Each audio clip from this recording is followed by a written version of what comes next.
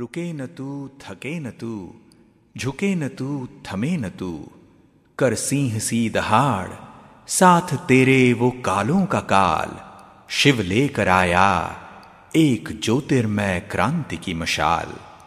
शिव लेकर आया एक ज्योतिर्मय क्रांति की मशाल।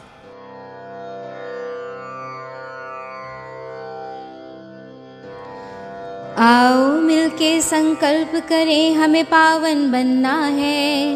वातावरण में फैली गंदगी को मिटाना है।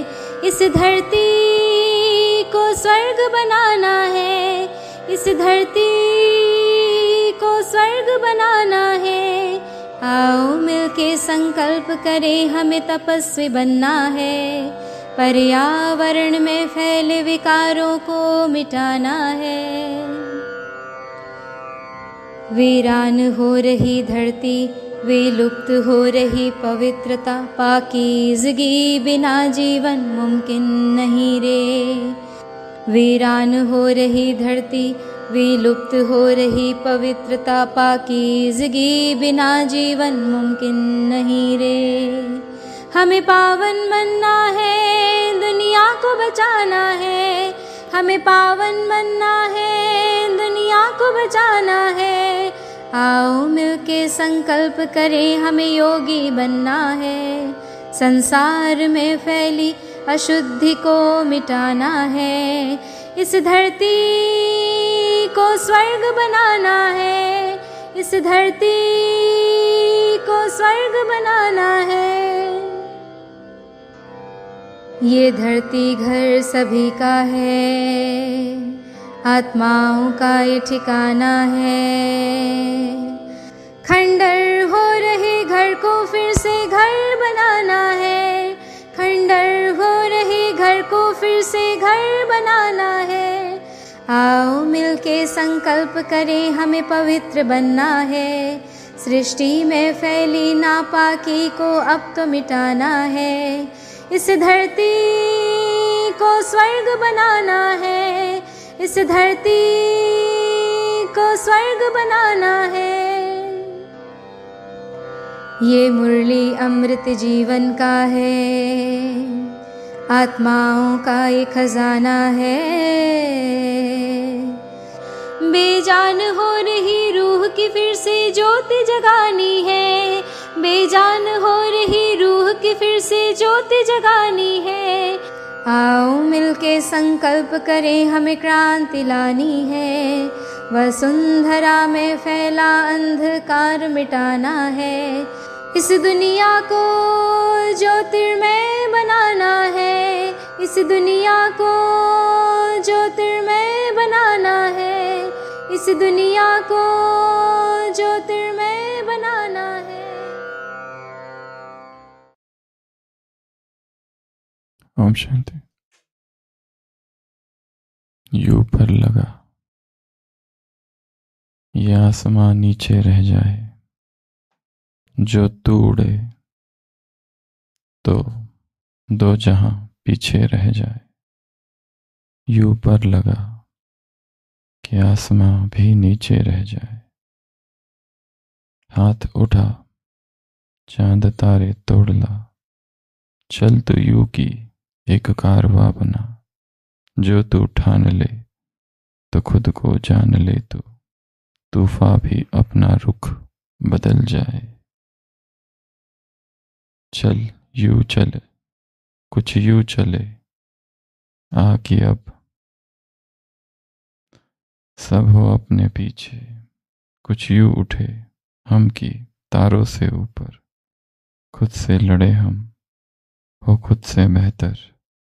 लेके ज़मीं से आसमां तक अपना नाम लिख जाए। हाथ उठा चांद तारे तोड़ ला, चल तू यूं की एक कारवां बना।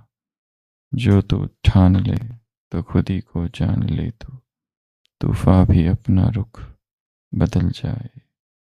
यूं पर लगा ये आसमां भी नीचे रह जाए। जो तू उड़े तो जो दो जहां पीछे रह जाए।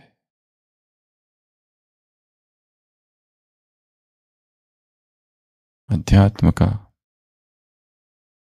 लक्ष्य है स्वयं को जानना, स्वयं को इतना सशक्त बना देना, इतना शक्तिशाली, स्वयं में जो शक्तियां निहित है उन्हें बाहर निकालना, अपनी अनंत शक्तियों को जानना, to unleash the unlimited powers which are within. मुरली में बाबा ने कहा है अपनी विशेषता को जानना, अपनी विशेषता को कार्य में लगाना, अपनी विशेषताओं में स्थित होना। किसी को एक आता है, किसी को दो, और कुछ कुछ आत्माएं जिनको तीनों। और ऐसी आत्माओं की कुछ विशेषता है दूसरी मुरली में बाबा ने सुनाई। स्वयं को इतना शक्तिशाली बना देना,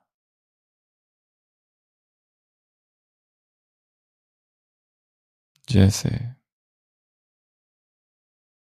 पपीते के वृक्ष को जब फल आते हैं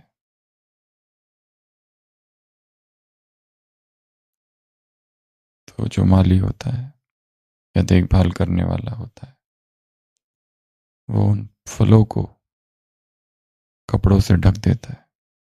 क्यों? क्योंकि पक्षी और कीट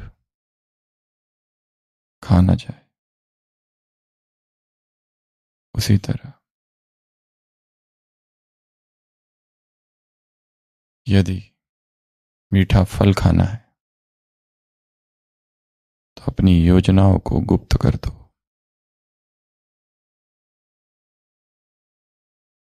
अपनी प्लानिंग्स को, जीवन परिवर्तन की योजना है या पुरुषार्थ की योजना है, कैसी हो? गोपनीय, ढकी हुई।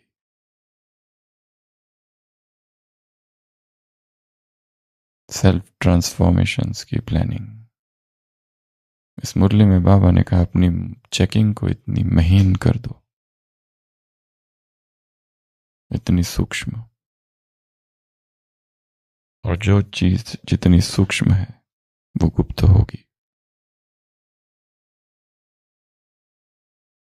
बाहर प्रकट होते ही उसमें स्थूलता आ जाती। इसलिए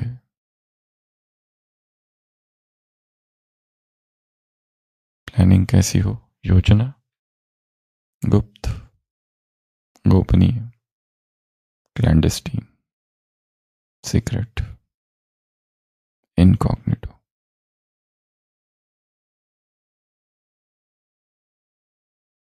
पहली मुरली, तुम कौन हो? हर मुरली हमें स्मरण दिलाती है कि हम हैं कौन। इसमें बाबा ने कहा तुम हो लाइट हाउस और माइट हाउस। केवल लाइट और केवल माइट नहीं, परंतु हाउस अर्थात स्टॉक जमा है, अर्थात लाइट स्वरूप तुम हो और दूसरों को लाइट देने वाले, अर्थात शक्तियां तुम में है और वो शक्तियों को तुम बांट रहे हो, आत्माओं को दे रहे हो। तो लाइट है, माइट है। हाउस सर्वशक्तिवान, एक है सर्वशक्तिवान, एक है सर्वशक्तिवान, एक है कल्याणी, एक है विश्व कल्याणी। जो शक्तिवान है वो कल्याणी हो सकते हैं, परंतु विश्व कल्याणी के लिए कौन चाहिए? सर्वशक्तिवान। तुम हो मास्टर सर्वशक्तिवान।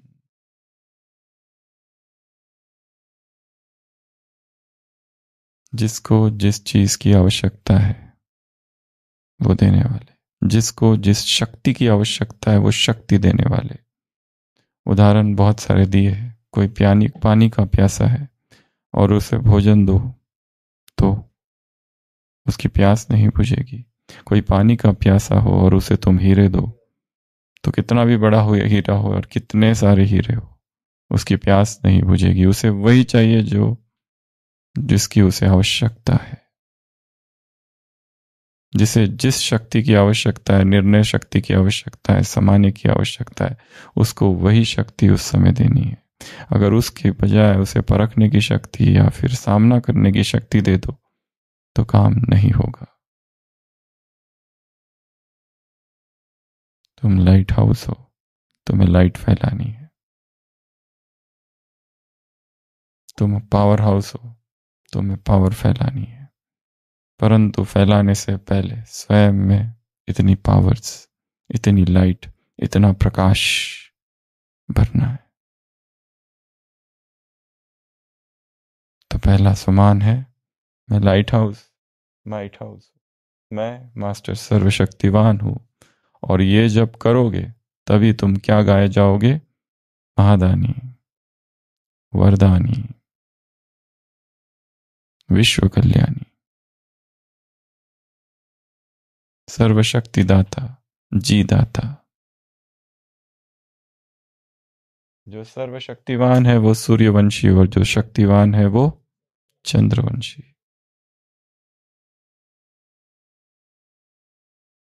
ये सब तुम्हारा गायन है। आत्माओं को संतुष्ट जो कर सके वही क्या है? संतुष्ट मणि। और वही कौन बनेंगे? कौन सी मणि बनेंगे? नेक्स्ट लाइन क्या है मुरली में? मस्तक मणि, अर्थात आत्माओं को जो चाहिए वो देना। जो जे वांछिल तोते लाहो प्राणिजात।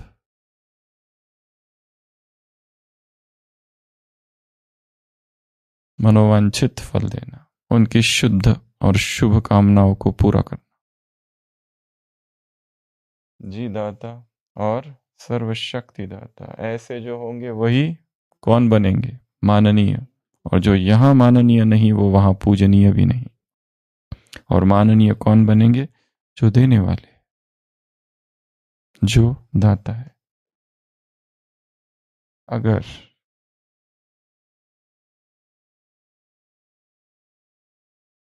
बाबा ने कहा 4 सब्जेक्ट है और 4 सब्जेक्ट में 4 टाइटल है।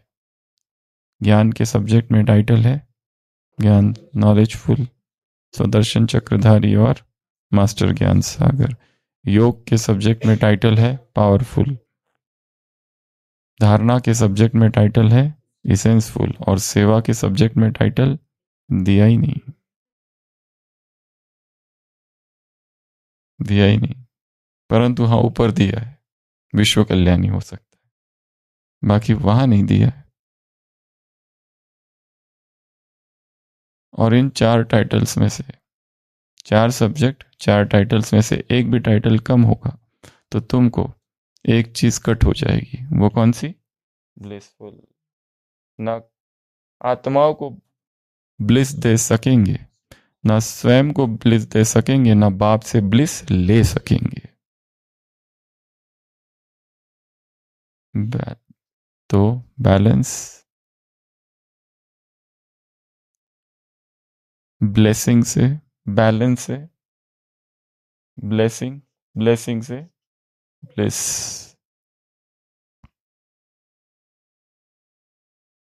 तुम हो ब्लिसफुल, तुम हो मास्टर ज्ञान सागर, नॉलेजफुल, स्वदर्शन चक्रधारी, तुम हो पावरफुल, तुम हो इसेंसफुल, तुम हो त्रिकालदर्शी।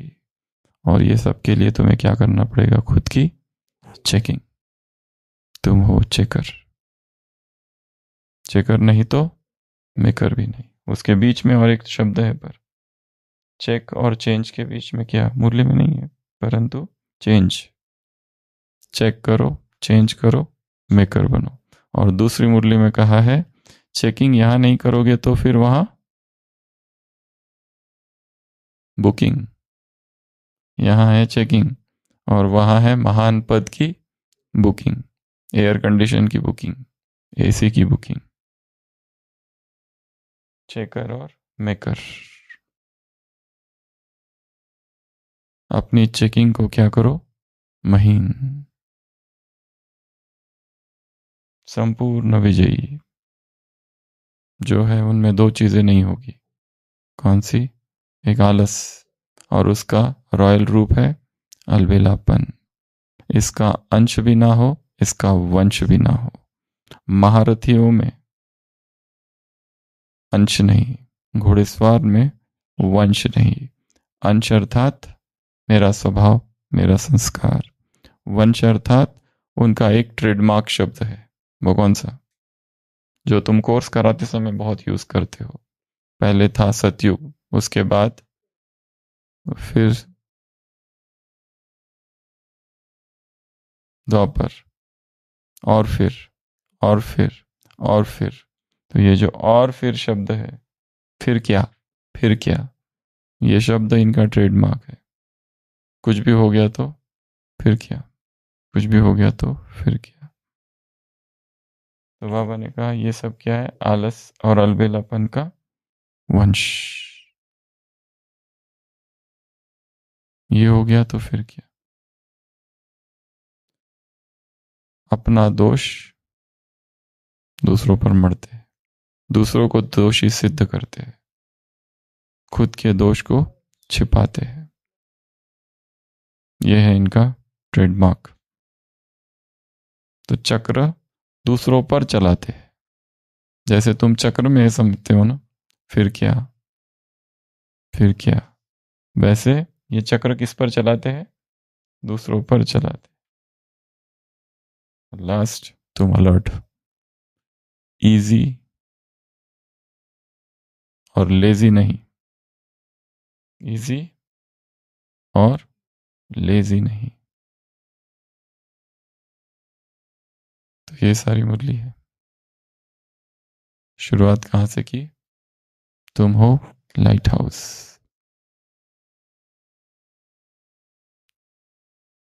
केवल लाइट नहीं, केवल माइट नहीं, light house, might house, power house.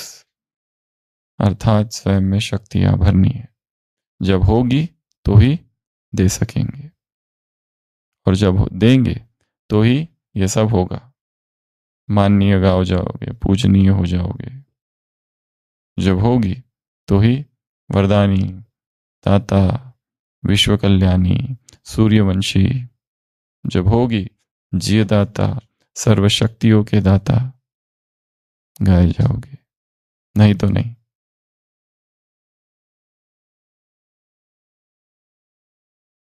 तो सारा पुरुषार्थ है स्वयं को शक्तियों से भरना, सेल्फ एम्पावरमेंट, सशक्तिकरण,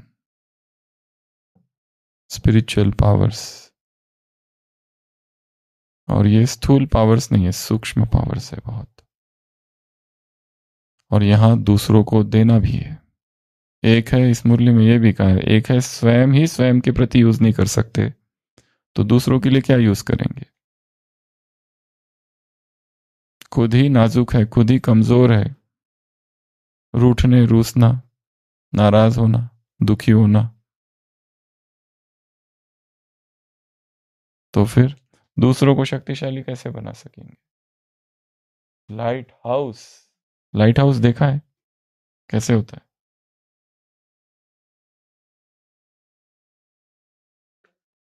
लाइट हाउस, लाइट हाउस की कुछ विशेषताएं हैं। सबसे पहला तो बहुत ऊंचा खड़ा होता है।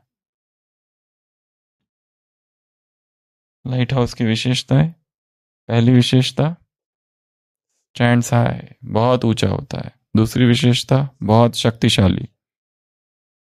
तीसरी विशेषता तूफान उसे प्रभावित नहीं करता, अनअफेक्टेड, कांस्टेंट रहता है, एक रस स्थिर। और रहते कहाँ है ये? डेंजरस प्लेसेस जो है वहां होता है ये। गार्डन में नहीं होते लाइट हाउस, शहर के बीचों बीच नहीं होते। सागर जो तूफान है जहां उठते हैं वहां पर होता है। ये रिलायबल होता है। जहाज जो है, जो भटक गए उनको राह दिखाता है, symbol of hope, symbol of strength. क्योंकि नाव 1 महीने से नाव की यात्रा कर रहे हैं, भटक गए, पता ही नहीं चल रहा है कहाँ जा रही है नाव, अंधेरा है और चट्टान से टकरा जाती है अगर लाइट हाउस ना हो तो। कहीं कहीं समुद्र में चट्टानें होती है समुद्र के किनारे। तो symbol of strength, symbol of hope, strong, powerful, constant, high. और अपना प्रकाश सबको देते, कोई पार्शियलिटी नहीं, इसको दूंगा उसको दूंगा ऐसे नहीं। और किसी नाव को जज नहीं करते, ये नहीं देखते ये किस कारण से भटके, बस इन्हें हमें प्रकाश देना है, इन्हें बस रास्ता दिखाना है। पथ प्रदर्शक, ये क्या है? पथ प्रदर्शक है।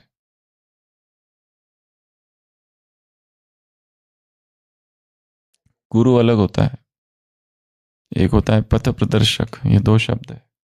जैसे किसी ने कहा कि तुम कोर्स करो, करना चाहिए तुमको कोर्स, वो जाके फिर कोर्स करता है। तो एक है कोर्स कराने वाला और एक है जिसने बताया था करो।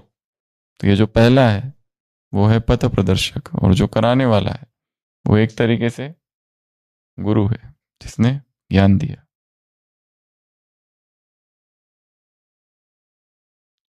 इसमें सहन शक्ति बहुत है। लाइट हाउस में बोट्स को वार्न करता है, गाइड करता है। तो ये लाइट हाउस की कुछ विशेषताएं हैं। तूफान को सहन करता है। कोई एक गांव था, उस गांव के तट पर, वो समुद्र के तट पर वो गांव बसा था, और उस गांव में ढेर समुद्र के किनारे बड़ी बड़ी चट्टानें थी, और अक्सर रात के अंधेरे में नाव आती थी और टकराती थी और कई लोग मारे जाते थे। दुर्घटनाएं होती ही रहती थी ऐसी, वो खतरनाक। और वो जो जल था उसमें डूबकर लोग मर जाते थे, क्योंकि वो जल एकदम बर्फ जैसा ठंडा, आइसी वाटर। तो कुछ लोगों ने सोचा कि क्यों ना एक लाइट हाउस, द्वीप स्तंभ यहां बना जाए। गवर्नमेंट के पास जाते हैं, फंड्स लेते हैं, थोड़ा अपना सुझाव सुनाते हैं, गवर्नमेंट हाँ करती है और एक लाइट हाउस बनता है उस स्थान पर। कुछ लोग अपने आप को समर्पित ही कर देते हैं इस कार्य के लिए कि हमें तो बस बचाना है जो सेलर्स है, जो नाविक है, जो बड़े बड़े जहाज आते हैं, टकराते हैं, कूद जाते थे ये सारे लोग, और उनको बचाकर इस लाइट हाउस के अंदर ले आते थे। उनकी देखभाल करते थे, गर्म कपड़े उनको देते थे, खाना उनको देते थे, और बिल्कुल परवाह नहीं करते थे अपने जान की, कूद जाते थे। और साल में ऐसा कई बार होता था कि जो उनको कूदना पड़ता था, वो कूद जाते थे और बिना सोचे कुछ अपनी सुख सुविधा की चिंता किए उन नाविकों को बचाते थे उस आइसी कोल्ड वाटर। और ये बहुत समय चला और धीरे धीरे ये लाइट हाउस बहुत प्रसिद्ध होने लगा, चारों तरफ ख्याति फैल गई। कुछ लोग आने लगे इस लाइट हाउस को स्टडी करने की, ताकि ये मॉडल है कि हमारे देश में भी हम ऐसा लाइट हाउस स्थापन करें। और वो जो लोग स्टडी करने आए उन्होंने कुछ सजेशन दिया कि इतना अच्छा लाइट हाउस तुमने बनाया है तो क्यों ना इसे और ज्यादा कंफर्टेबल बनाया जाए। यहाँ पर तुम लोग कारपेट बिछाओ, दीवारों को अच्छे से पेंट करो, या अच्छे से किचन बना लो, क्योंकि लाइट हाउस बड़ा है, उसमें कुछ ये कर दो, सेक्शंस कर दो, अपर फ्लोर, ग्राउंड फ्लोर, इसको और अच्छा कर दो। तो वो सब कर दिया गया, उसको अच्छा बनाया गया, रहने लायक बनाया गया। अलमारियां रखो, उसमें कपड़े रखो, ताकि जिनको तुम लेके आते हो, जो डूबने वाले होते ठंड से कांप रहे, उनको सब दे सको। फिर अगली बार फिर से तूफान आता है, एक नाव टकराती है और सब लोग जाते हैं और लोगों को बचा के ले आते हैं।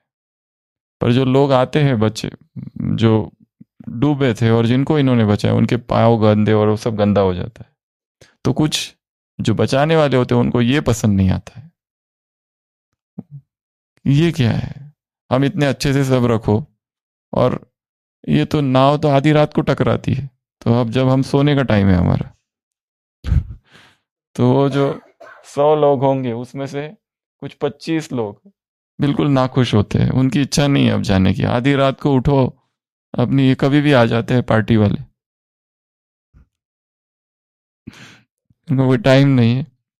ट्रेन आ जाती है ना कभी भी नीचे शांतिवन में, जाओ फिर उनको बचाओ, फिर लेके आओ। और वो लोग पूरा किचन को मैस कर देते हैं, जो नए आते हैं बचा, जिनको बचा कर ले आते हैं। तो वो थोड़ा सा नाखुश रहते हैं, एंग्री, और वो जाना बंद कर देते, कहते तुम लोग जाओ, हम लोग आते, बहाना बनाते। फिर एक बार फिर से एक नाव टकराती है, पर इस बार जो नाव टकराती है और उसमें जो लोग हैं वो इस देश के नहीं है, दूसरे देश के है। उनकी चमड़ी थोड़ी काली है, वो दूसरी भाषा बोलते हैं।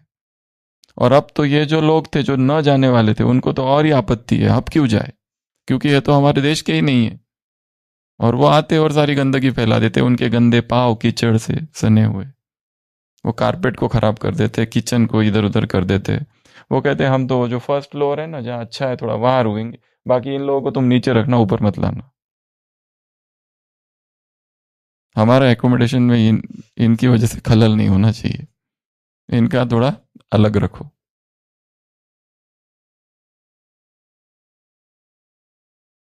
और धीरे धीरे वो कहते हैं, वो और ही ज्यादा नाखुश होते हैं, और धीरे धीरे कहते हैं कि नहीं बस अब हम काम करेंगे। ये जो लाइट हाउस है ना, केवल लाइट दिखाएगा, यही तो होता है लाइट हाउस, ऐसे थोड़ी ना भाग के जाकर बचाना होता है लोगों को। तो हम इसका नाम अभी चेंज कर देते हैं, it will be just bacon. तो ये केवल लाइट देगा, और धीरे धीरे वो सबको प्रभावित कर देते, जो बाकी साथी होते हैं, कि तुम फालतू में अपना टाइम वेस्ट कर रहे हो। अपना भी देखना होता है, कोई एक दो दिन की तो बात नहीं है, पूरा जीवन दिया है ना। और कुछ लोग तो यहीं रहने आ जाते हैं आसपास तलेटी में, अपने घर ही बना देते हैं, कॉलोनीज बना देते हैं। कुछ लोग अंदर रहते हैं, कुछ आसपास रहने लगते हैं। और आयु भी बड़ी हो गई, और किसी को बीमारियां भी हो गई, कितने सालों से बचा रहे लोगों को। हॉस्पिटल भी खोल दिया, कुछ लोग हॉस्पिटल में भी रहने लगे।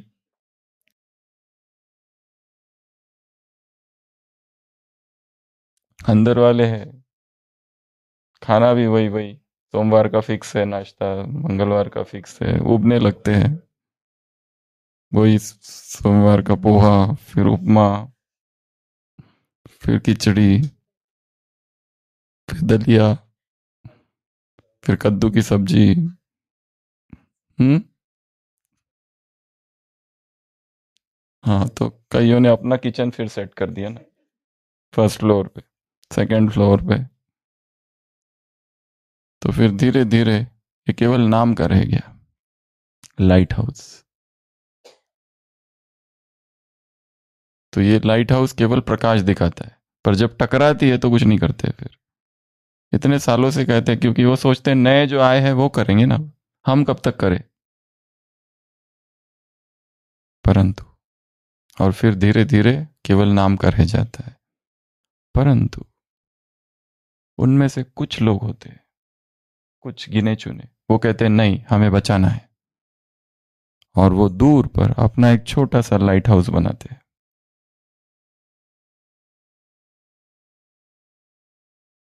और अब फिर ये लाइट हाउस सबको बचाने लगता है। और ये कौन लोग होते हैं? ये वो लोग होते हैं जो खुद एक दिन डूबे थे, और उनको इन्होंने बचाया था। जो बचने वाले थे वही लोग ये नया लाइट हाउस फिर से स्थापन करते। तो ये थी कहानी लाइट हाउस की।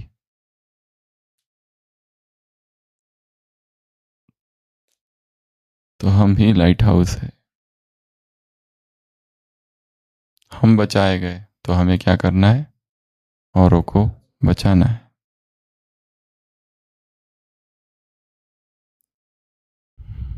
इसलिए केवल ऊपर ऊपर का न रह जाए।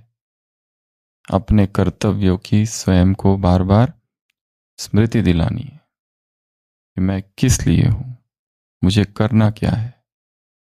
क्या जो ड्यूटी दी गई है बस यही करने के लिए आया हूं यहाँ, कि और भी कोई बड़ा काम है जो अब तक किया ही नहीं और जो अभी काम बाकी है और जो करना ही है, और उसी के लिए तो जन्म हुआ है। तुम्हारा जन्म महान कर्तव्यों के लिए हुआ है। जब तुम अपने महान कर्तव्यों को भूलते हो तो कई जगह स्लोगन लिखा रहता है, तो फिर व्यर्थ संकल्प चलते हैं, क्योंकि समय बहुत कम है। और हमारा एक विचार है कि अगर ब्रह्मा कुमारी ये संस्था अगर 100 साल चले और तो ये भी एक धर्म बन जाएगी। जैसे जैन धर्म है, मुस्लिम धर्म है, हिंदू धर्म है, वैसे बाकी जिस घर में जैनियों का जन्म हुआ उसको उस धर्म से कोई लेना देना नहीं है, क्योंकि परदादा जैन थे, माता पिता जैन थे और वो भी जैन है। बाकी जैन धर्म का उनको कोई मतलब नहीं है। बौद्ध घर में जन्म हुआ है, सिख घर में जन्म लिया है, क्रिश्चियन में जन्म लिया, बाकी क्राइस्ट से कोई मतलब नहीं है। क्योंकि पीढ़ियां ही थे, तो दादा परदादा बीके थे, उनके वो बीके थे और वो भी बीके। कहाँ है तो हम बीके, केवल नाम से, बाकी करना कुछ नहीं है, पता भी कुछ नहीं उनको। जैसे ये धर्म बन जाएगा, रिलीजन बन जाएगा एक। जैसे हिंदू धर्म बन गया तो हिंदू घर में जन्म लिया, बाकी उसमें क्या है वो कुछ पता नहीं। अगर कोई प्रश्न पूछ लिया शास्त्रों का नवयुवकों से कॉलेज के, तो वो कंफ्यूज हो जाते, उनको कुछ पता नहीं है कौन किसका क्या है।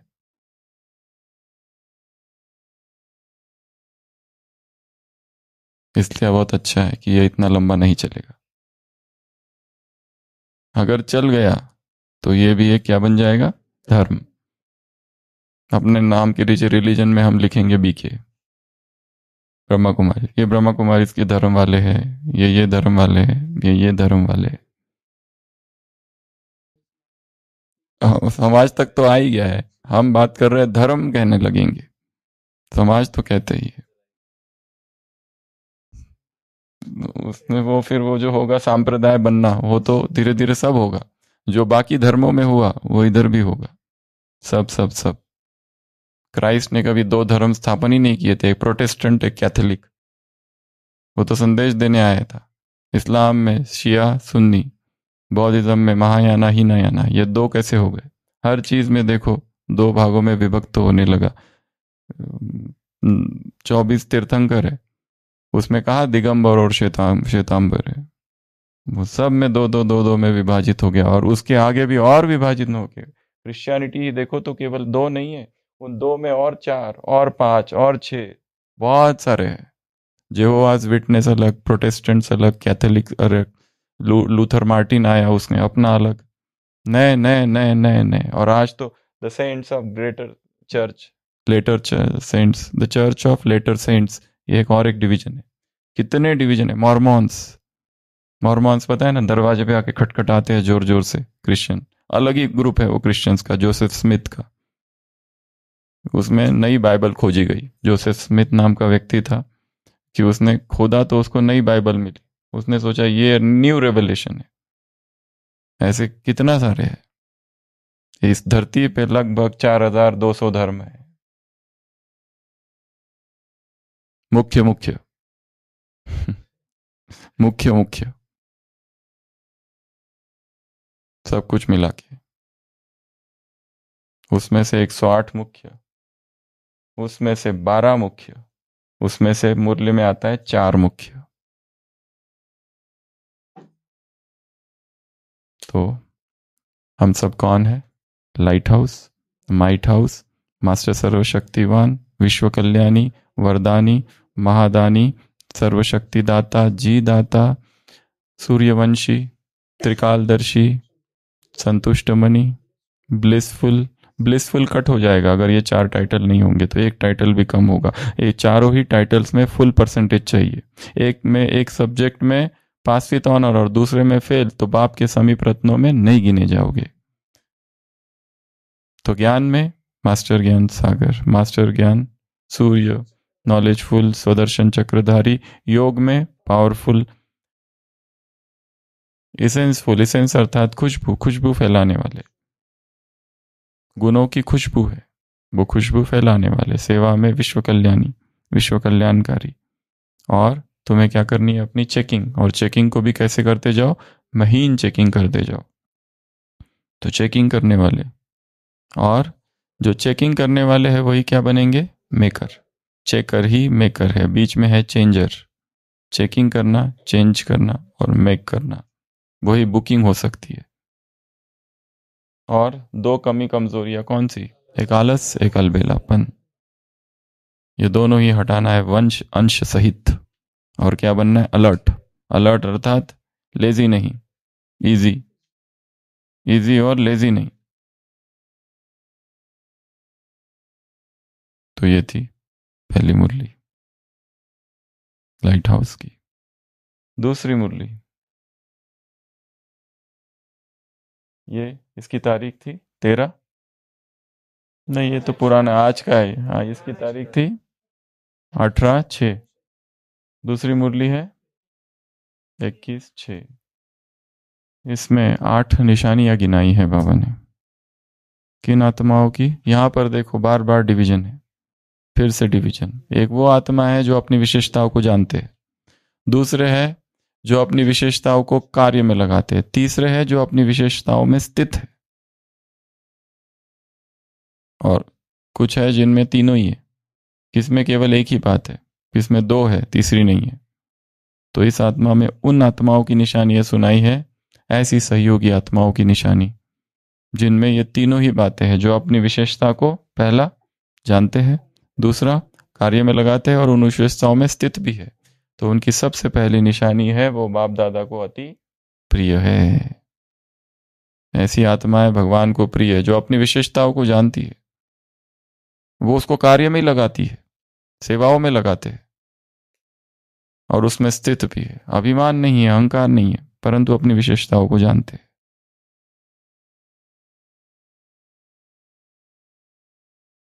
अपनी विशेषता को छिपा के नहीं रखना है, अपनी विशेषताओं को का भी दान करना है, अपनी विशेषताओं को, अपनी स्किल्स को दूसरों को सिखाना है। कई लोग होते हैं ना, अपनी स्किल्स दूसरों को सिखाते ही नहीं है। क्यों? डर के मारे। क्योंकि अगर दूसरों को सिखा दिया तो आगे बढ़ जाएगा। आयुर्वेद क्यों लुप्त हो गया भारत से?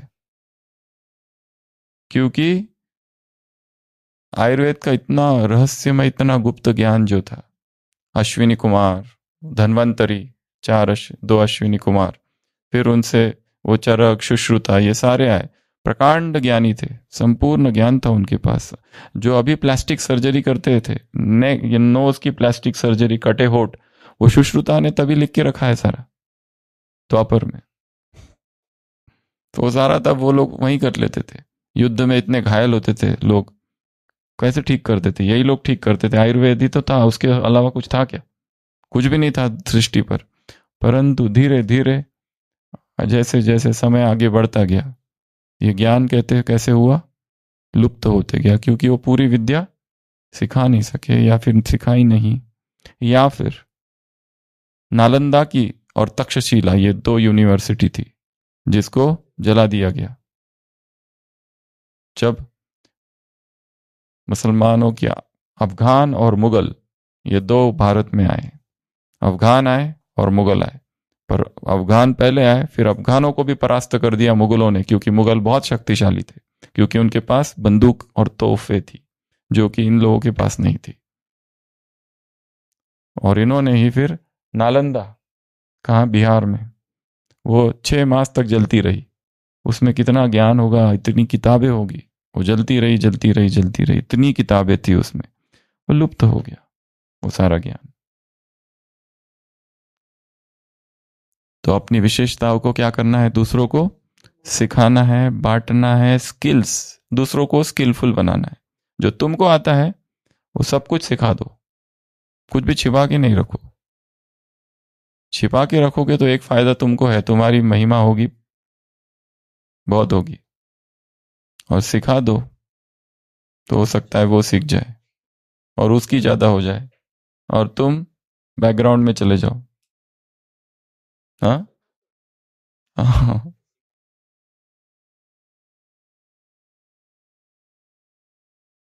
तो खुद भी सीखो और दूसरों को भी सिखाओ, खुद भी पढ़ो और दूसरों को भी पढ़ाओ, खुद भी ज्ञान को कंठ कर लो और दूसरों को भी कराओ, खुद भी पियो और दूसरों को भी पिलाओ। क्या? हाँ। एक पियक्कड़ बेटा अपने पिता से कहते हैं, पिताजी आप एक बार इस शराब को पी लो, एक बार चख के देख लो, बस एक बार। अगर आपने चख के देख लिया और आपने मुझे कहा इसे छोड़ दो हमेशा के लिए, तो मैं हमेशा के लिए छोड़ दूंगा। बस एक बार आप खाली चख के एक बार देख लो बस, और फिर मैं छोड़ दूंगा अगर आपने कहा तो हमेशा के लिए। पिताजी चक्कर देखते हैं और फिर कहते हैं, बेटा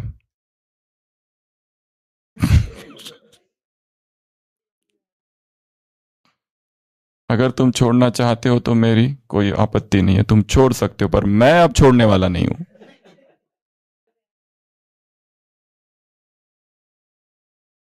तो ये भी शराब है प्रभु प्रेम की, परमात्मा प्रेम की। और उस दिन सुनाया था, जब ये शराब पीनी है तो निखिलेश भाई वो 5 बातें होनी चाहिए। कौन सी?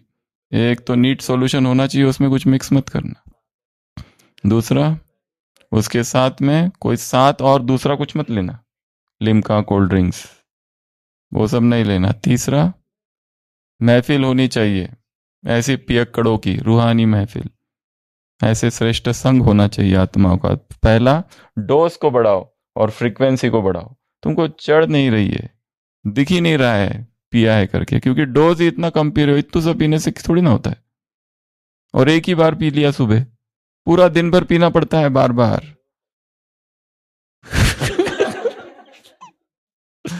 ताकि ऐसे दूर से दिखाई दे कि ये है पिया हुआ। इधर इतू सा पी लिया सुबह, एक बार अमृत वेला कर लिया, मुरली सुन लिया, काम पूरा हो गया। कैसे होगा काम? बोले डोज को बढ़ाओ। अभी जो ले रहे हो 50 ml से कुछ होता है क्या? 500 ml कम से आगे वहां से तो चालू करो। और दिन भर 2 आवरली, 1 आवरली, 6 आवरली, 4 आवरली। अब जो रियल होते हैं ना, उनके पास स्टॉक हमेशा होता है। कहीं नहीं तो टोपी के अंदर से निकालेंगे या पीछे से निकालेंगे, या सॉक्स में तो एक रखते ही है इमरजेंसी के लिए, कहीं पता नहीं जेल में जाना पड़ गया। दुकान ही बंद हो जाए, कर्फ्यू लग जाए, तो वो हमेशा अपने पास स्टॉक तो रखते ही है। उनका जो प्यार होता है उससे गहरा और एकदम जिगरी प्यार होता है।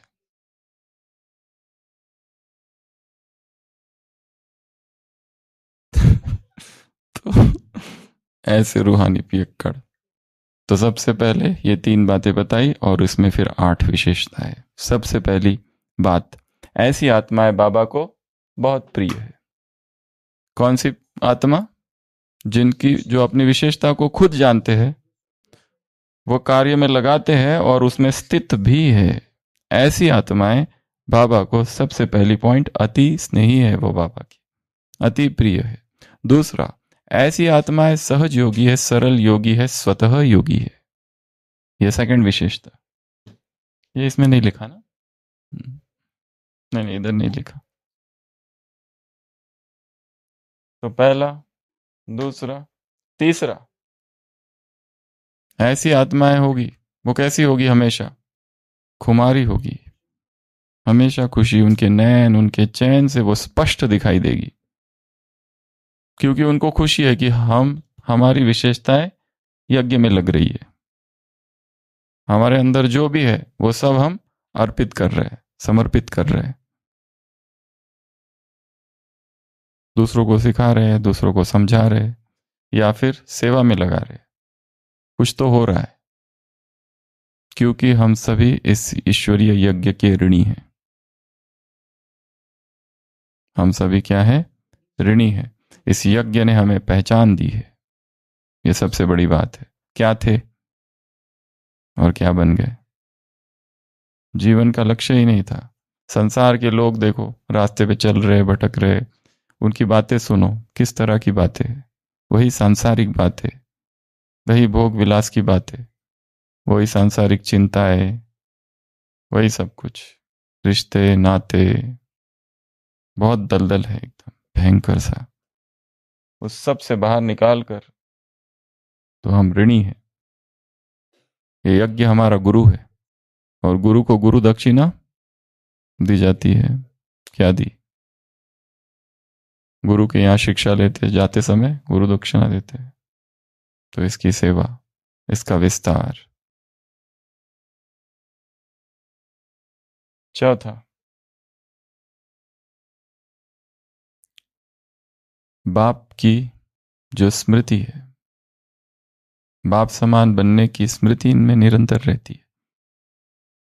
यहीं रुक जाना नहीं है, वहां गए यहाँ सब कुछ चल रहा है, पर निरंतर एक प्यास, एक तड़प कि मेरा करना क्या है, वो स्मृति इनमें निरंतर रहती है। पांचवा, कदम पर कदम, बाप के कदम पर कदम।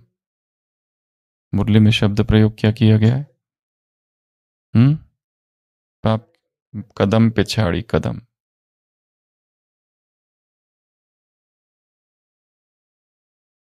छठवा क्या? त्रिमूर्ति स्नेही। ये आत्माएं क्या होगी? त्रिमूर्ति स्नेही। बाप के संबंध में फरमान बरदार, टीचर के संबंध में वफादार और ईमानदार, और गुरु के संबंध में आज्ञाकारी। गुरु ने कह दिया है, बस करना है। गुरु को कोई जाके प्रश्न पूछता है क्या शिष्य? गुरु जी आपने ऐसा क्यों कहा? बस आपकी आज्ञा सर आंखों पर, आपने कह दिया। अब ये प्रश्न नहीं पूछना, ये क्यों, क्या, कैसे, कहां, कुछ नहीं। बस जो उन्होंने कहा है वो करना है। यही ट्रेनिंग है गुरुकुल में, ये ईश्वरीय गुरुकुल है। और यहां भगवान हमारा सदगुरु है। हम इस गुरुकुल में आए हैं, और गुरुकुल में जीवन कैसा जिया जाता है? एकदम साधारण। राजसी ठाट बाट दूर, वनवाह में तुम हो। गुरु जो कहेगा, वन से लकड़ियां तोड़कर लाओ, लकड़ियां तोड़कर लाना, सब कुछ करना। गुरु से पहले जागना, गुरु के बाद सोना। तो रामायण में न राम जी को भेज रहे वन में, तो दशरथ नियम सुना रहा है चारों पुत्रों को, रानियां बैठी है, ये सब करना पड़ेगा, वो सब करना पड़ेगा। कैकेयी कहती है कि हम यहां से रोज आपके लिए अच्छे अच्छे मिष्ठान भिजवाएंगे वहां के लिए। दशरथ कहता है ना, वहां तो समता है, सबके साथ रहना है। दूसरी माताएं कहती है कि हम बीच बीच में आपसे मिलने आएंगे। दशरथ कहता है ना, नॉट अलाउड। क्योंकि वो गुरुकुल जा रहे, तप करने जा रहे, कोई पिकनिक करने नहीं जा रहे, कोई मनोरंजन के लिए नहीं जा रहे। वहां तो नीचे जमीन पर सोना पड़ेगा, कंदमूल पर खाना पड़ेगा, गुरु की सेवा करनी पड़ेगी, और सबके साथ समान रहना पड़ेगा। कोई किसान का, कोई सारे जो क्षत्रिय होंगे वहां होंगे, सबके साथ। ये नहीं कि राजा का बेटा है, कोई मंत्री का बेटा होगा, कोई पुरोहित का बेटा होगा, कोई सेनापति का बेटा होगा, सब सेम है वहां पर। ये यज्ञ भी ऐसा ही है, ये ईश्वरीय गुरुकुल है। तो क्या निशानी बताई?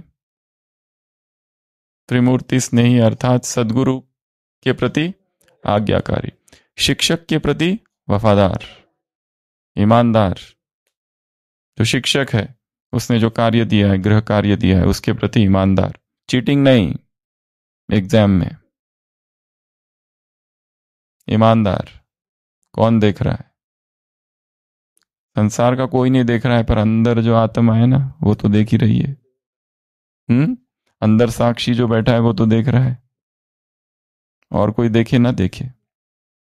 और पहला, बाप के संबंध में फरमान बरदार। तो इसको बाबा ने क्या शब्द प्रयोग किया? जैसे बाप के त्रिमूर्ति रूप है, ये तुम्हारे त्रिमूर्ति स्नेही बनो। तो ऐसी आत्माएं क्या होगी? त्रिमूर्ति स्नेही। फरमान और आज्ञा, और एक तीसरा भी होता है फतवा। फतवा अगर आ जाए तो ये नहीं कह सकते देखता हूं करना कि नहीं करना, नहीं करोगे तो दंड मिलेगा। आज्ञा एक है, आज्ञा एक है। आज्ञा हिंदी शब्द है, फरमान उर्दू शब्द है। फतवा उसके भी ऊपर का है, डेक्री, ऑर्डर, लिखत, वो तो करना ही करना है। अगर वो नहीं किया तो दंड के भागी होंगे। बाबा कई मुरली में बाप तुम्हें सजेस्ट करते, ओपिनियन देते, ये बाप की मत है। कई बार क्या देते, मत। बाप तुमको राय देते, देखो करना है तो करो। ये प्यूरिटी के लिए नहीं कहते, बाप तुमको राय देते, देखो प्योर बनना है। बाप का ये आज्ञा है, बाप का ये फरमान है, बाप ऑर्डिनेंस निकालते हैं, प्योर बनो। ये हाँ ये शब्द आते, हाँ श्रीमत के लिए आते, देखो बाप तुम्हें राय देते हैं, राय देते हैं, ओपिनियन देते हैं, सजेस्ट करते हैं। अगर कुछ तुमको नहीं समझता है तो बाप से राय लो, वगैरह वगैरह, ये सारे शब्द आते। तो फरमान, फरमान थोड़ा आज्ञा से स्ट्रिक्ट है। फरमान, ये फरमान है। और उसमें हिंदी में फरमान नहीं होता, फरमा होता है, फरमा बरदार। उर्दू में फरमा बरदार। तो आज्ञा किसकी? बाप की। बाप ने कहा बस करना। टीचर, बाप का फरमान बरदार कहा है इसमें, टीचर की आज्ञा। सदगुरु की आज्ञा, टीचर की ईमानदार और वफादार, और बाप का फरमान बरदार। एक मुरली में थोड़ा आगे पीछे है, उसकी इच्छा। तुम दिन को यदि रात कहो तो रात कहेंगे, जो तुमको हो वो पसंद वही बात कहेंगे। यही तो है कि आज उसने ये कहा ना तो बस ये राइट है। आज यही है ये तीनों का प्रैक्टिकल स्वरूप। ये तीनों का प्रैक्टिकल स्वरूप क्या? प्रश्न क्यों पूछा? मतलब इससे गलत, इससे हट गए तुम, ऐसा हो गया। तो ये एक बात। फिर सातवां, master almighty authority. Law and order पे खुद नहीं चल सकते तो दूसरों को क्या चलाएंगे? चलने वाले ही चलाने वाले बनेंगे। कितना अच्छा वाक्य है, चलने वाले ही चलाने। तो मैं अपने स्वभाव को, अपने मन को, अपने स्वभाव को, अपने संकल्प को और अपने स्वभाव को लॉ ऑर्डर पे चला रहा हूं। Law and order. लॉलेस जो होंगे वो लॉफुल नहीं हो सकते। एक है लॉलेस, एक है लॉफुल। इसके लिए लॉ बहुत जरूरी है। इसलिए प्यूरिटी लॉ है। लॉ को अगर ब्रेक किया, आउट, क्योंकि वो लॉ है। लॉ ब्रेकर नहीं, लॉ मेकर बनना है।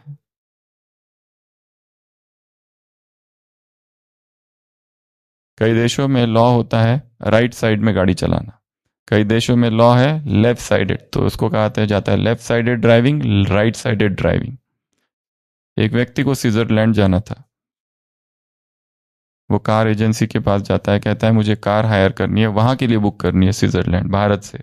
भारत में कौन सा ड्राइविंग है? Left driving. लेफ्ट, रास्ते के लेफ्ट साइड से चलो। स्विट्जरलैंड में राइट है। तो वहां से वो कार लेता है और वहां पर उसको समझाते हैं, भारत वाले को, भारत से ही, कि वहां पर ड्राइविंग जो होती है ना राइट साइड में की जाती है। ये लिस्ट है देशों की, राइट वाले ड्राइविंग कौन सी है, लेफ्ट वाले। तो वो कहता है ठीक है कोई बात नहीं, मेरा बुकिंग कर दो कार का। 15 दिन के बाद वो वापस उसी बुकिंग ऑफिस में आता है पूरा घायल। बोलते ये क्या हो गया? बोलते मैं इधर प्रैक्टिस कर रहा था। पर प्रैक्टिस कहाँ कर रहा था? भारत में। कहाँ की प्रैक्टिस? स्विट्जरलैंड की, जहां राइट साइड में ड्राइविंग होती है। पर प्रैक्टिस कहाँ कर रहा था? इधर इंडिया में। लेफ्ट, हाँ।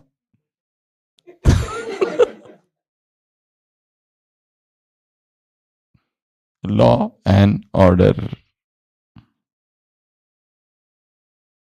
Law and order. लॉ को पहले जानना है। Ignorance of law excuses none. गलत साइड से गाड़ी चलाओ, पुलिस पकड़े और उसको कहा अच्छा इधर से ऐसा चलाना था, मुझे तो पता नहीं था। अच्छा अच्छा बेटा जाओ घर।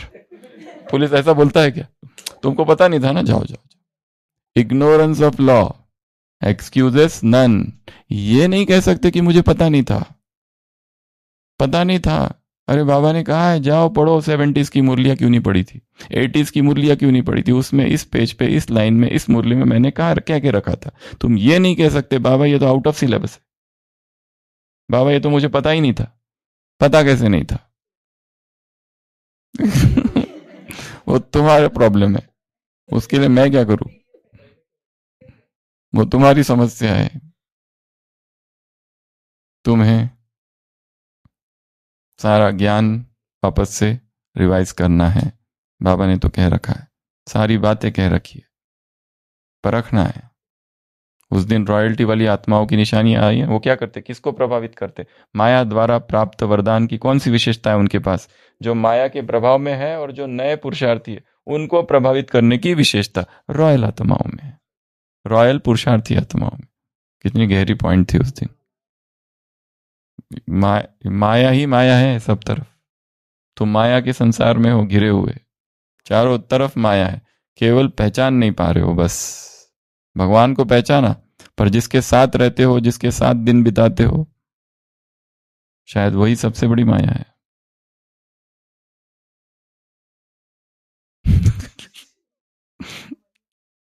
किसी की छाया भी नाम होता है। एक भाई है ना, उनके युगल का, दोनों ज्ञान में है। तो हमने कहा, उनको दोनों साथ में ही थे, वो बहन भी साथ में थी डॉक्टर। तो मैंने उनको पूछा कैसे हो, तो भाई कहते हाँ, माया की छाया में और छाया की माया में। माया की छाया में और छाया की माया में। तो ये है 7वां, मास्टर ऑलमाइटी ऑथोरिटी। और लास्ट 8वां, चेकिंग करने वाले। महीन चेकिंग करने वाले ही महान पद की क्या करेंगे उधर, बुकिंग। और इसके लिए बाबा ने उदाहरण दिया एसी का। एसी एयर कंडीशन का जो बुकिंग करते हैं ना, एक है फर्स्ट क्लास का, एक है फर्स्ट डिवीजन, एक है एसी। तो फर्स्ट एसी का बुकिंग वही कर सकते हैं जहां यहाँ एयर को जैसे चाहो वैसे कंडीशन, वैसे जिस सीट पर अपने को चाहो वैसे सेट कर सको। यह है एसी का बुकिंग। तो ये कितनी बातें हो गई, 8। तो रविनेश भाई बताओ 8 बातें। चेकिंग करना यहां से नहीं चालू करना है, ऊपर से चालू करना है। गायत्री बहन 8 बातें बताओ। सबसे पहला, किन आत्माओं की 8 बातें? जो अपनी विशेषताओं को जानते हैं, अपनी विशेषताओं को कार्य में लगाते हैं, अपनी विशेषताओं को में स्थित है। उनकी सबसे पहली निशानी है स्नेही, वो बाप दादा के स्नेही। दूसरी, सदा सरल योगी, सहज योगी, स्वतः योगी। तीसरा, खुशी, खुमारी, नैन चैन सबसे स्पष्ट दिखाई देगा। चौथा, बाप समान बनने की स्मृति निरंतर रहती है। चौथा, कदम पर कदम, कदम पर कदम। छठवां, त्रिमूर्ति स्नेही। सातवां, master almighty authority, law and order पे चलने वाले ही चलाने वाले बन सकते हैं। जो खुद ही नहीं चलते लॉ ऑर्डर पे, दूसरों को क्या सिखाएंगे? Law and order. अगला, महीन चेकिंग करने वाले ही क्या कर सकेंगे, बुकिंग। आगे की बुकिंग अगर करनी है तो कैसे होगी, यहां चेकिंग। अब सारी मुरली, दोनों मुरलियों का अगर सार ले लो तो क्या है, चेकिंग। खुद की चेकिंग करना, खुद की चेकिंग करना है, दूसरों की नहीं। हाँ, इस मुरली में यह भी कहा है, वो क्या बन जाते हैं, लॉयर्स। क्या बन जाते हैं, लॉयर्स। बनना है लॉफुल, पर बन जाते हैं लॉयर्स। जैसे लॉयर होता है वो सच को, झूठ को सच से सिद्ध कर देता है, और जो निर्दोष है उसको दोषी बना देता है, जेल में भेज देता है। लॉयर्स के लिए एक लॉयर की कब्र थी, वहां से एक मम्मी और उसके मम्मी और बेटा गुजरता है, वहां लिखा रहता है here lies the honest lawyer. तो बेटा कहते हैं यहाँ 2 लोग हैं क्या? समझ में आया क्या? छोड़ो।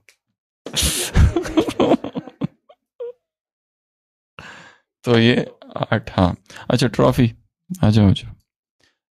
तो ये 71 वाली है ना, अव्यक्त क्रांति की, नहीं लाए? हाँ। तो आज का होमवर्क नंबर 1, लाइट हाउस की विशेषताएं क्या क्या है। आज 12 गिनाई है, वो सारी वो लिखनी है, पहला। दूसरा होमवर्क, जो पूरी मुरली है दूसरे नंबर की, उसमें वो सारे सोमानों की लिस्ट है, वो सारे सोमान। तीसरा होमवर्क, ये 8 विशेषताएं, तीसरा। और चौथा, सेल्फ चेकिंग कैसे करे, इस पर चिंतन। क्या करे कि जिससे सेल्फ चेकिंग हो। सेल्फ चेकिंग कहते तो सब है, करो करो करो, पर करना कैसे वो तो कोई नहीं सिखाता। उस पर कल चर्चा करेंगे कि सेल्फ चेकिंग में करना क्या है। बाबा कहते दरबार लगाओ, कैसे लगाए, तुम राजा हो मंत्री है, कैसे कैसे कैसे। तो आज का सबके लिए चिंतन का बिंदु क्या है, ये जो सेल्फ चेकिंग है इसको कैसे करे, प्रैक्टिकल विधि क्या है इसकी। और बाबा ने कई मुरलियों में कहा है कई बार करो, ऐसा नहीं कि एक बार कर दिया और छोड़ दिया, कई बार करो। और किसी मुरली में कहा है दिन भर करते रहो, ये भी कहा। तो ये ट्रॉफी है दीपाली बहन को। 1 से 21 अप्रैल में जो अव्यक्त क्रांति भट्टी हुई थी, 71 की टोटल कितनी मुरलियां थी, ज्यादा थी, तो वो सारी, तो ये ट्रॉफी अर्थात लायन जोन की ट्रॉफी। लायन जोन की ट्रॉफी के हकदार कौन है, जिसका बफेलो जोन 0 है, भट्टी के तीनों चारों रूल्स पूरे फॉलो किए थे और रोज का होमवर्क रोज करके उसी दिन जो पोस्ट किया था, उनके ये हकदार है। तो आशीष भाई आपको ट्रॉफी कब मिलेगी, अब ये बताओ। यहाँ पर सारे क्राइटेरिया फुलफिल है 90%। तो पुरुषोत्तम भाई, निखिलेश भाई, सुशील भाई, लखन भाई, रविनेश भाई, अरविंद भाई और सुखदेव भाई और शिवानी बहन का तो धवल क्रांति में है धवल क्रांति में। गायत्री बहन का कहाँ है, तो कब मिलेगी आपको। अभी आप इतने लोगों को काम दे रहे हैं ट्रॉफी का, और शर्मिला बहन, हाँ तो हाँ, और विठल भाई का है ना, धवल क्रांति में है। तो अगले, हाँ जब चाहे तब दे, नहीं ये तो हक से लेना है, ये देने की बात नहीं। ये ट्रॉफी का महत्व नहीं है, महत्व ट्रॉफी का नहीं है, महत्व है होमवर्क का, महत्व है मूल्यों के अध्ययन का, महत्व है समर्पण का। इसलिए ये कोई स्थूल, इसमें कुछ भी नहीं है, ये स्थूल ट्रॉफी है ही नहीं। मुरलियों में तो कितना आता है, आप बख्शीश देंगे, तो वो बाबा भी तो कहते हैं ये सब। तो ये सूक्ष्म है, ये निशानी मन के विजय की है। छोटी छोटी ट्रॉफी जमा करनी है, छोटी छोटी ट्रॉफी, तो एक बड़ी ट्रॉफी मिलेगी फिर। नहीं ये सब मिलके इकट्ठी नहीं सबको इंडिविजुअल लेनी है अभी इस बार जो ट्रॉफी होगी, जून, जुलाई और अगस्त, इन तीनों में से जिसने कोई एक भट्टी की ट्रॉफी मिलेगी। तीन कोई चाहे जून आधी नहीं पर फुल, तीनों भी किया तो भी एक पर एक का देना है, ठीक है। तो ये 3 मिलके एक, जून, जुलाई और अगस्त। तो अभी जुलाई का चल रहा है, अगस्त, तो वो जो फॉर्म जो दिया जाएगा अगस्त के एंड में दिया जाएगा, ठीक है। तो दीपाली बहन के लिए ये ट्रॉफी, 2 शब्द।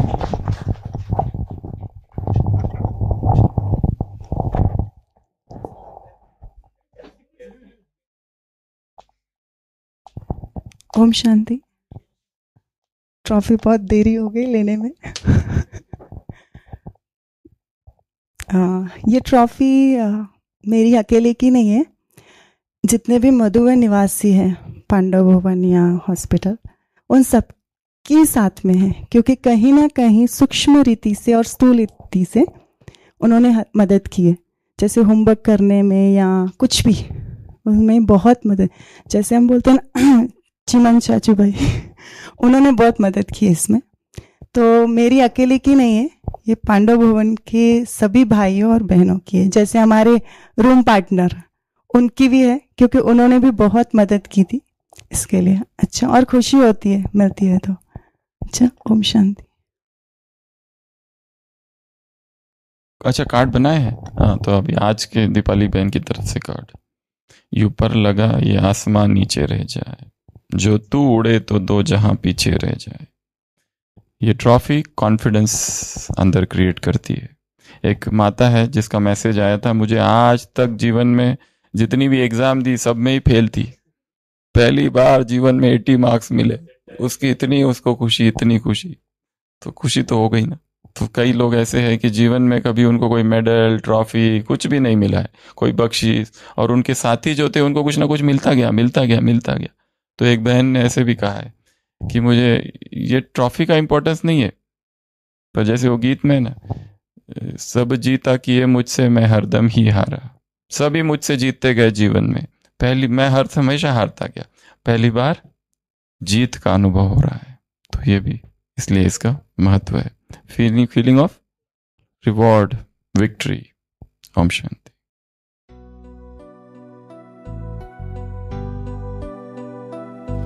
यूं पर लगा ये आसमां नीचे रह जाए,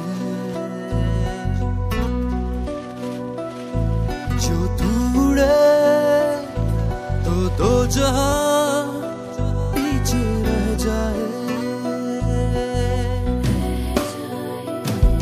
यूं पर लगा के आसमां भी नीचे रह जाए, जो तू उड़े तो दो जहां भी पीछे रह जाए। हाथ उठा चांद तारे तोड़ना, चल तू यूं के एक कारवां बना, जो तू ठान ले तो खुद ही को जान ले, तूफान भी अपना रुख बदल जाए।